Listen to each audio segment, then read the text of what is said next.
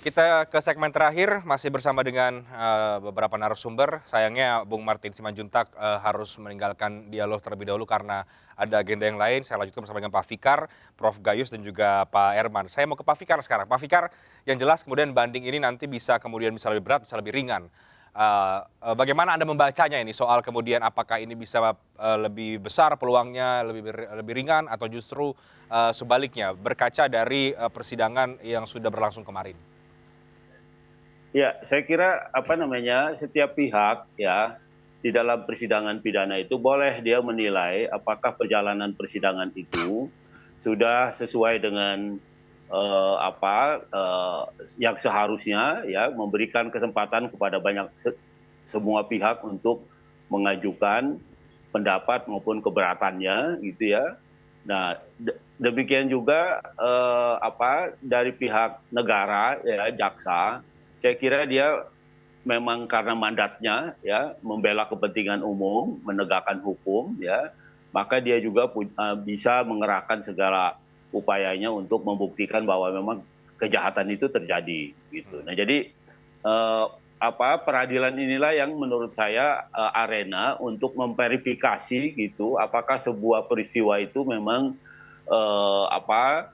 terjadi karena kesengajaan memang gitu ya ataukah memang sebuah kebetulan saja. Nah, itu nanti yang akan diperiksa oleh hakim pada level yang paling bawah, yaitu fakta-faktanya gitu ya. Nah, kemudian dari fakta itu akan diterapkan penerapan hukumnya juga gitu. Nah, kalau ada pihak-pihak yang keberatan terhadap putusan di level pertama ini ya, seperti juga di peradilan lain gitu, maka ya saya kira sistem kita sudah menyediakan bahwa peradilan fakta itu selalu dua tingkat gitu ya, pengadilan negeri dan pengadilan tinggi, atau di jenis peradilan lain pun seperti itu sama ya, tata usaha negara juga dua tingkat ya, semua yang memeriksa fakta itu dua tingkat karena untuk memverifikasi fakta-faktanya. Nah, di level akhir ya itu Mahkamah Agung ya, dialah yang akan memeriksa apakah di dua tingkat ini para hakim sudah menerapkan hukum dengan benar, menerapkan hukum dengan baik gitu ya. Nah, itu yang akan dinilai gitu di tingkat kasasi. Nah, bahwa ada perkembangan baru umpamanya di hukum pidana ini, kita juga mengenal lembaga yang namanya peninjauan kembali yang akan memeriksa keseluruhan level pemeriksaan ya, baik dari level pemeriksaan yudek faksinya, fakta-faktanya maupun juga penerapan hukumnya. Nah, sampai pucuk itulah kemudian peradilan kita harus kita terima sebagai satu kenyataan atau sebagai satu pemecahan dari satu persoalan yang hidup di dalam masyarakat. Saya kira begitu. Oke. Dan yang jelas ini kemudian bisa lebih berat, tapi bisa juga lebih ringan. Kira-kira kan begitu ya. Nanti kita akan kalau kita bicara soal banding ini ke depan. Nah, kalau dikembalikan pada vonisnya, tentu saja masing-masing kewenangan punya kebebasan. Prinsipnya kan kekuasaan kehakiman itu bebas, ya. Bebas, dia tidak boleh dipengaruhi atau oleh kekuasaan apapun ketika dia bekerja. Bekerjanya adalah memutuskan satu perkara ya, dalam konteks perkara pidana adalah menghukum para pelakunya atau bahkan membebaskan atau melepaskan kalau memang alat buktinya tidak mencukupi, kan begitu. Nah, karena itu peradilan selalu terdiri dari beberapa tingkat karena harus dikontrol juga, belum tentu benar ya tingkat pertama atau tingkat kedua. Nah, bahkan umpamanya di paling akhir pun ada lembaga yang namanya peninjauan kembali, itu akan memeriksa secara keseluruhan baik perdebatan mengenai faktanya maupun juga penerapan hukumnya. Di peninjauan kembali itu akan diperiksa seluruhnya. Begitu, Mas. Baik, saya ke Pak Herman, terakhir ke Prof. Gayus nanti. Pak Herman, sudah siap juga artinya dengan konsekuensi mengajukan banding ini, apa yang akan tim kuasa hukum siapkan untuk kembali maju ke tingkat yang lebih tinggi lagi nih?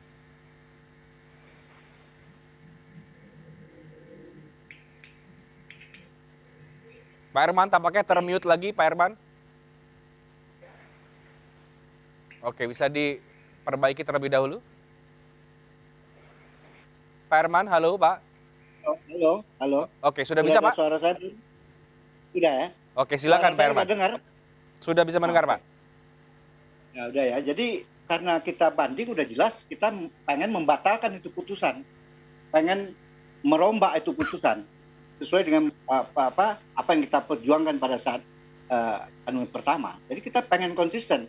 Andai kata misalnya, tentunya pertimbangan yang kita lakukan, ya semua yang kita buat di pledoi, yang tentunya kita kan belum mendapatkan putusan sekarang. Hmm. Kita mendengarkan sepotong belum lengkap, kan nggak dibaca secara utuh, ya kan? Oleh karena itu nanti kalau kita sudah mendapatkan putusan itu yang lengkap, kan kemarin itu kan baru pernyataan banding, ya kan? Pernyataan banding. Sementara kita belum ada yang lengkap kita nilai itu apa, tapi prinsipnya kita udah tahu lah apa majelis hakim yang menyatakan kesalahan Ricky misalnya. Semua ungkapan-ungkapan yang dianggap terbukti itu menurut kita yang tidak tepat, ya akan kita ungkap, kita urai dalam memori banding kita bahwa apa yang disampaikan, misalnya masalah unsur-unsur masalah apa dianggap terbukti, menurut kita itu sebaliknya tidak terbukti, dari awal sudah menolak. Jangan dikira seolah-olah bahasa tidak tegas itu kan ya, jadi saya nggak mau terlalu campur masuk lagi nanti seolah-olah menilai itu, tapi yang jelas fakta-fakta itu akan kita ungkap dalam bentuk uraian cara memori banding. Bahannya itu juga, tinggal adonnya yang kita ini mungkin mana yang kita perkuat, membantah putusan majelis, dan mana yang kita anggap tepat gitu. Oleh karena itu ya pasti kita berharapan kita majelis hakim banding akan memperbaiki putusan ini. Apakah sepakat dengan kita, setuju dengan pihak Ricky Rizal, kita minta bebas, atau bagaimana? Itu kita serahkan kewenangan kepada majelis hakim ini. Oke, termasuk konsekuensi ini bisa jadi lebih berat lagi dari vonis hakim yang sudah diputuskan. Ya tentunya itu konsekuensi itu ada, kalau udah namanya banding, ya tentu kan biasa kan, hal bisa tetap, bisa naik, bisa bebas, ya. Tapi peluang itu saya lebih meyakini mungkin lebih turun kalau tidak dinyatakan bebas, ya. Harapan kita bebas. Oke, dan saya yakin juga tentu ketika sudah memutuskan untuk banding, ini sudah dipertimbangkan sangat matang dan sedemikian rupa segala konsekuensi yang ada ya Pak Herman. Saya ke Prof. Gayus terakhir, Prof. Bagaimana kalau kita melihat nanti banding ini, kalau kemudian di persidangan kemarin mungkin ada pandangan ini ada tekanan dan lain sebagainya, apakah Anda melihat di banding nanti ini mungkin bisa lebih berbeda, bisa lebih objektif lagi, atau Anda melihat juga ini ada peluang yang sama-sama besar, ini bisa lebih berat, bisa lebih ringan?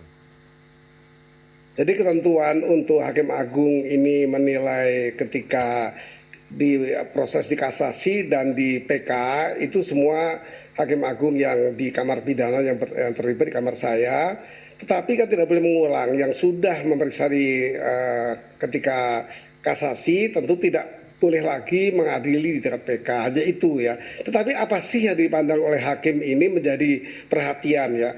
Di Mahkamah Agung ini di semua kamar ya, itu total itu 10.000 masuk dari PN dan PT seluruh Indonesia. Nah artinya apa? Padatnya seperti itu kan ditangani hanya oleh 50-an orang ya. Undang-undang meminta 60 tapi hanya mampu sampai saat sekarang 50-an, bahkan ketika saya itu pernah ketika periodik saya di sana itu bukan periodik sebenarnya jabatan ya, masa sampai pensiun itu pernah sampai dengan lebih dari 10.000. Ya mau tidak mau kami sehari harus paling kurang tiga perkara harus kita adili. Nah ini tidak terlampau sulit ya, karena kita punya pedoman. Pedoman apa yang diperhatikan pertama adalah konsepnya memang kami ini iudek iuris yang hanya mengerti penerapan hukum. Prakteknya nggak mungkin penerapan hukum itu berdiri sendiri, tentu ada faktanya. Jadi kami memegang 2 bendel, termasuk bendel dari iudek faksi PN dan PT. Di sana kita punya konsep yang menjadi umum adalah harus mempertimbangkan kebenaran yuridis, kebenaran filosofis, dan kebenaran sosiologis. Ini yang diperhatikan itu saja sebenarnya. Apakah sudah betul hakim di tingkat PN dan PT itu memperhatikan kebenaran itu? Apa itu kebenaran yuridis? Yuridis pasti sudah benar, dibuat oleh DPR itu sangat sempurna ya. Malah ada unsur HAM di situ. Harus kebenaran hak asasi manusia. Namun penerapannya seringkali itu bukan kami memeriksa sebagai penerapan saja, kita memeriksa kebenaran itu dengan penerapannya. Misalnya apa? Kalau dikatakan ini pembunuhan berencana, sudah itu unsurnya memenuhi. Hakim di tingkat PN itu boleh menggunakan itu langsung dengan serat mat. Itu maksud saya. Tetapi di tingkat yudak iuris mesti mempertimbangkan apa sih dasar dari perencanaan itu. Jadi unsur terpenuhi, kebenaran yang lain juga perlu mengimbangi. Sosiologi sama. Apakah kebenaran sudah memberi dukungan, memprotes, membentuk kekuatan untuk melawan hukum? Hakim juga tidak bisa apa-apa, ya terima saja itu tekanan dari sosiologi, tetapi harus dibandingi dengan kebenaran legal justice. Jadi sosiologi itu keadilannya harus diimbangi juga seperti mata uang. Kami harus mempertimbangkan di samping teriaknya masyarakat juga kebenaran dari hukumnya. Itu keseimbangannya. Filosofis itu harus punya nalar-nalar yang seimbang. Nalar bagi seorang hakim di tingkat Mahkamah Agung yang bisa benar-benar memberikan nalar, ya bukan pikiran. Nalar itu satu step di atas pikiran. Itu idealnya begitu. Bahwa adakah pelanggaran, tetap ada, karena masyarakat belum lama ini 2 hakim agung di OTT. Contohnya itu saya akui. Kami ini orang ya, yang penuh dengan kelemahan. Tentunya ada kalanya melakukan pelanggaran, toh ada. Jadi jangankan di PN harus kita puja-puja seperti itu atau kita hormati setinggi-tinggi langit, ya itu tidak. Karena manusia, Pak. Manusia penuh dengan kelemahan yang nanti ada tahapan koreksi. Di tingkat PT koreksinya masih yudak iuris, masih fakta-fakta. Di tingkat Mahkamah Agung itu penerapan hukum seperti yang Pak Hajar tadi sampaikan. Begitu. Jadi peluangnya sama-sama besar ya Pak, peluang bisa lebih berat, bisa lebih ringan. Sikatnya begitu ya Prof Gayus. Tapi yang penting adalah kalau terjadi ada kekurangan pertimbangan itu, yang ada istilah kami all voldoende. Mahkamah Agung mengadili sendiri. Artinya apa? Membatalkan. Tapi saya katakan 70% itu, kalau enggak kerja kami apa? Di atas 50% itu yang terjadi bahwa kita mesti mencampuri. Menarik. Secara fakta ya. Kita akan tunggu nanti bagaimana tahapan berikutnya ini dan proses bandingnya akan disiapkan. Tapi mari kita sudahi dialognya. Mudah-mudahan dialog malam hari memberikan perspektif yang cukup luas kepada masyarakat mengenai langkah banding yang diambil oleh Verdi Sambo, Kuat Ma'ruf, Ricky Rizal, dan juga Putri Chandrawati. Terima kasih banyak Prof Gayus, Pak Fikar terima kasih banyak, Pak Herman terima kasih banyak untuk waktunya. Selamat malam, terima kasih, sehat selalu Bapak-Bapak. Malam Pak Gayus, malam Ya, Pak. Dan usai sudah MNC News Prime hari ini, mari berbagi untuk masyarakat yang terdampak bencana di tanah air melalui MNC Peduli. Saya Reinhard Sirait pamit, terima kasih, selamat malam.